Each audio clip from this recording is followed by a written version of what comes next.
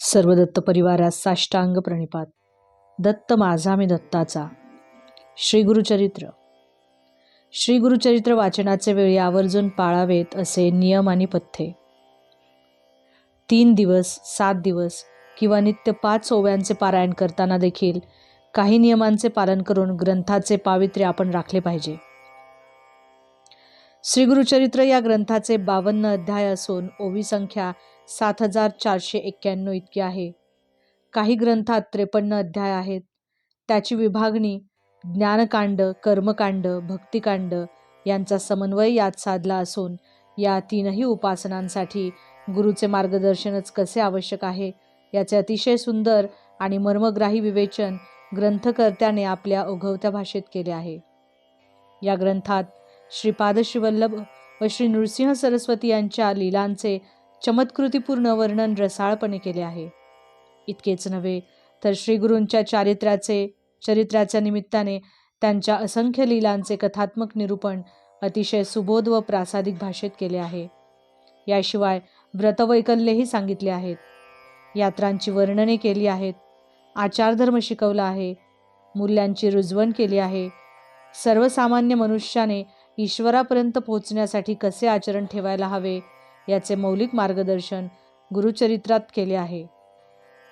परमपूज्य टेंबे स्वामी महाराज सांगत असत की दुसरे कोणतीही उपासना जमली नाही तरी गुरुचरित्रातील किमान 5 ओव्यांचे नित्य वाचन असू द्या. 3 दिवस, 7 दिवस किंवा नित्य 5 ओव्यांचे पारायण करताना देखील काही नियमांचे पालन करून ग्रंथाचे पावित्र्य आपण राखले पाहिजे. ते नियम कोणते याबाबत केशवतनय माहिती देतात.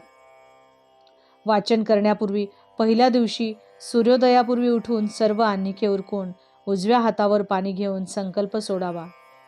आचमन, प्राणायाम व देशकालादिकांचा उच्चार झाल्यावर ज्या उद्देशाने अनुष्ठान करायचे असते त्याचा उच्चार करून म्हणजे देवतेला आपला हेतू सांगून त्या देवतेच्या कृपेने तो हेतू पूर्ण होण्यासाठी हे कर्म करत आहे असे सांगून पाणी सोडावे. याला संकल्प म्हणतात. संकल्पाचा उच्चार केल्याशिवाय पारायण करू नये. अगदी निष्काम पारायण असले तरी श्री दत्तात्रेय देवता प्रीत्यर्थ किंवा श्री दत्तात्रेय देवता कृपाशीर्वाद प्राप्त्यर्थ एवढा तरी संकल्प उच्चारावा. नंतर कुलदैवत, गुरु, माता पिता यांचे स्मरण करावे आणि त्यांचे आशीर्वाद घ्यावेत. वाचन करण्यापूर्वी भस्म लावावे. वाचनापूर्वी संध्या व 108 गायत्री जप अवश्य करावा. देवासाठी श्री गुरुदत्तांसाठी एक पाठ मोकळा ठेवावा.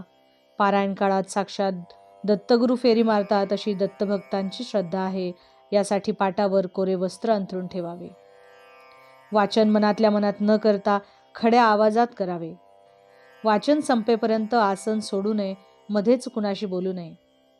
पारायण काळात देवापुढे 7 दिवस अखंड नंदादीप तेवत ठेवावा व सुंदर रांगोळी काढावी. कायिक, वाचिक, मानसिक ब्रह्मचर्य निक्षून पाळावे. या 7 दिवसात दाढी करू नये तसेच केस व नखे कापू नयेत. पारायण काळात तिखट, मीठ, आंबट, कांदा, लसूण, परान्न कटाक्षाने टाळावे. एकभुक्त राहावे. सायंकाळी दूध प्यावे. जमिनीवर चटई किंवा पांढरे घोंगडे टाकून दत्तस्मरण करत निद्राधीन व्हावे. समारोपाच्या दिवशी नैवेद्य करावा. रोजचे वाचन झाल्यावर पोथी बंद करू नये, ती उघडीच ठेवावी. आसनावरून उठण्यापूर्वी तिला हळद कुंकू व फूल वाहून नमस्कार करावा. रात्री झोपण्यापूर्वी खड्या आवाजात दत्तस्तोत्र व दत्ताची आरती म्हणावी. वाचनात यांत्रिकपणा नको, मनोभावे वाचन करावे.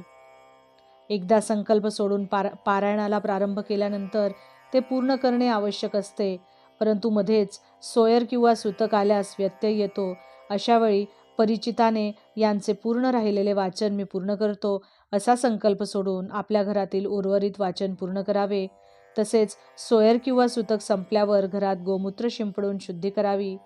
त्या दिवशी अवतरणिका वाचावी व दत्तमूर्ती किंवा दत्तपादुकांवर अभिषेक करावा.